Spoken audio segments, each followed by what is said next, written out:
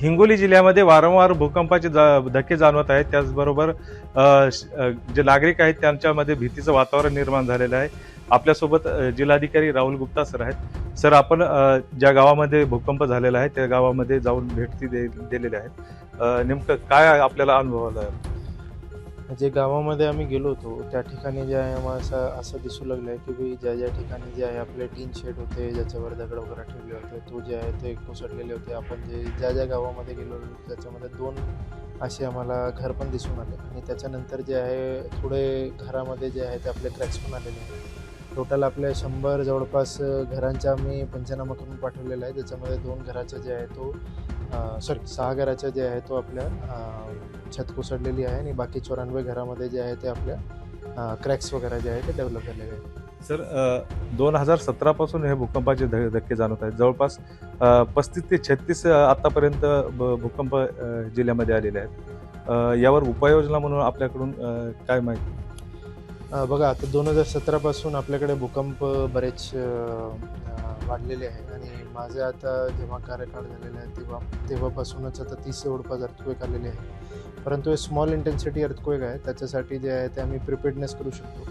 तयारीसाठी जे आहे आम्ही सेंट्रल बिल्डिंग रिसर्च इन्स्टिट्यूट जे आहे ते भारत सरकारच्या त्यांच्याबरोबर जे आहे ते एक मीटिंग घेतलेली आहे आणि तो आपले जे मिस्त्री आहे, इंजिनियर्स आहे, त्यांना सर्वांना प्रशिक्षण करून द्यायला तयार आहे, जेणेकरून आपली जी आता सध्याची बिल्डिंग्स आहे त्याला आता रेट्रोफिटिंग करून त्याला भूकंपरहित आम्ही भूकंप तयारीसाठी आम्ही करू शकतो. सर, यावर नागरिकांनी काय काळजी घ्यायला पाहिजे? नेमकं काय?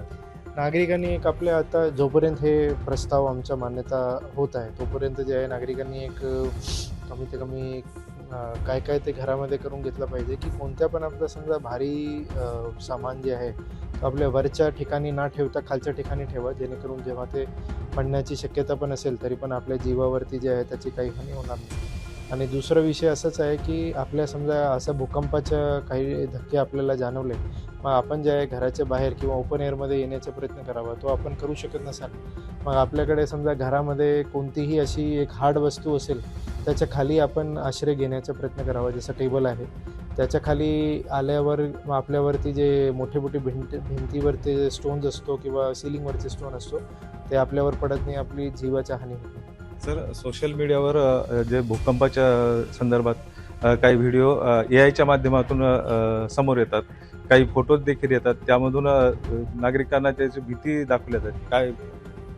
बघा, सोशल मीडियावरती जे आहे ते आपण एवढी जी अफवा पसरवल्या जात आहे ते त्याच्यामध्ये आपण विश्वास ठेवू नका. आपण जे अधिकृत जे आपण गव्हर्नमेंटकडनं जेव्हा माहिती देतो तेव्हाच त्या माहितीवरती विश्वास ठेवा. सोशल मीडियावर फक्त जे आहे ते आपल्या कोणती पण अफवा पसरू शकतो, त्याच्यामध्ये जे आहे आपल्याला विश्वास ठेवण्याची तेवढी गरज नाही. आतापर्यंत शिंदे पांगरा या ठिकाणी भूकंपाचा केंद्रबिंदू होता. मात्र आता काही दिवसापासून अनेक ठिकाणी त्याचं रूपांतर हे होतंय. आता सध्या जर बघायला वसईच्या ठिकाणी केंद्रबिंदू दाखवला आहे. वारंवार हा बदलत जातोय आणि आपल्या जिल्ह्यामध्ये एक जी लिगोची प्रकल्पशाळा आहे, यावर काही याचा परिणाम होईल का? काय वाटतं? आता आम्ही लिगोला जे आहे तो रिपोर्ट पाठवलेली आहे की आपल्याकडे अशी अशी परिस्थिती आहे. त्यांना पण हे माहिती आहे विषय, परंतु त्यांचं असं म्हणणं आहे की ते जे स्ट्रक्चर डेव्हलप करू लागले होते अर्थक्वेक प्रूफच डेव्हलप करू लागले, त्याच्यामध्ये जे आहे अर्थक्वेकचं त्याच्यावर ते परिणाम होणार नाही त्यांच्या स्ट्रक्चरवर. आणि दुसरा विषय हेच आहे की समजा आपल्या आता शिफ्ट होऊ लागलेलं आहे आपल्या आता एपिसेंटर जे आहे नेहमी शिफ्ट होत राहतात, परंतु आपण जे आहे एक अर्थक्वेक झोन म्हणूनच म्हणजे 5 किलोमीटरच्या रेडियसमध्ये जितके एपिसेंटर आहे तो आपले सर्व 5 किलोमीटरच्या रेडियसमध्येच आहे आतापर्यंत. त्याच्यामध्ये आम्ही पूर्ण गावात जितके येऊ लागले त्या रेडियसमध्ये त्याच्यामध्येच आम्ही काम करून घेऊ. सर, जिल्ह्यामध्ये आता जर भूकंप सोडून आता जो दुष्काळ स्थिती सध्या पावसामुळे झालेली आहे. काही शेतकऱ्यांनी पेरलेले आहे, मात्र आता जो उगवलेलं धान्य आहे हे कुठंतरी कोमजलं जात आहे.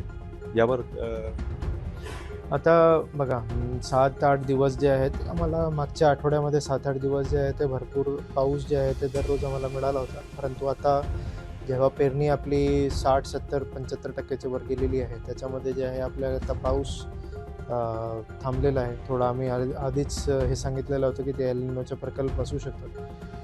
त्याच्यामध्ये आम्ही शेतकऱ्यांना हेच आग्रह करतो की आपण जे आहे ते आपल्या वॉटर सेव्हिंग जे आहे ते कशाप्रमाणे करता येईल त्याच्यामध्ये जे आहे ते आपण करावा. कारण आता जे आहे जोपर्यंत पाऊस पडत नाही तोपर्यंत म्हणजे जे ग्रोथ आहे क्रॉपची तो सांगता येत नाही. जून महिन्यामध्ये पाऊस खरं तर पडतोय, मात्र यावर्षी जुलै महिन्याच्या शेवटच्या टप्प्यात जूनच्या शेवटच्या टप्प्यामध्ये पेरण्या झालेल्या आहेत आणि त्यामध्ये अनेक ठिकाणी जे आहे ते बोगस बियाणं आलेलं आहे. सोयाबीनचं असेल, इतर बियाणे देखील बोगस आले. त्या ठिकाणी शेतकऱ्यांना त्याच फसवणूक झालेली आहे. या कंपन्यावर काय कारवाई केल्या जाईल? आता आम्ही आज ही सूचना ॲग्रिकल्चर विभागाला दिलेली आहे की कोणती पण आपली समजा अशी प्रकारची तक्रार आली असतील आणि तुम्ही सॅम्पल स्टडी जेव्हा केली त्याच्यामध्ये तुमचा रिपोर्ट फेल आला असेल त्याच्या ब्लॅकलिस्ट करण्याचे प्रस्ताव जे आहे ते शासनाकडे पाठवून द्यावा आणि कंपनीमार्फत जे आहे ते शेतकऱ्यांना कोणत्या योग्य प्रमाणे तुम्ही कॉम्पन्सेशन देऊ शकतो त्याच्याबद्दल पण आम्ही प्रयत्न करणार. खरं तर सर, शेतकऱ्यांचा जे पेरणीला जो पहिला खर्च येतो आणि आता जे बियाणे निघलेलं नाही, हा परत त्याला दुप्पट भुर्दंड सोसावं लागते सर. म्हणजे आणि त्यात आता जर बघितलं तर जुलै महिना आहे. खरं तर जी पेरणी व्हायला पाहिजेत वेळेवर ती झालेली नाही. त्यात परत उत्पादन देखील घटणार आहे शेतकऱ्याचं. तर हे कंपनीला याचं वचक बसायला पाहिजे.